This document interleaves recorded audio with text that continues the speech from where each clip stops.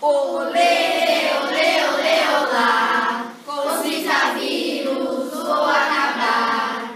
Olê, olê, olê, olá, com os Zika-vírus vou acabar. Olá, vamos ensinar a fazer o repelente caseiro. Vamos precisar de álcool, cravo da Índia e óleo corporal. Vamos finalizar o repelente caseiro. Essa mistura ficou de molho por 4 dias. Devemos passar numa peneira para coar os cravos para não entupir o spray.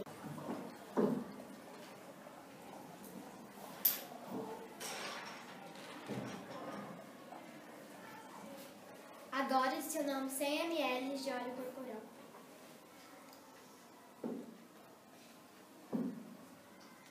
Antes de colocar o frasco em spray, vamos precisar agitar para misturar bem.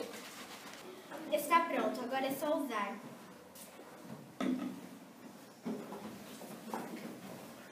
Agora que vocês aprenderam, repassem para outras pessoas.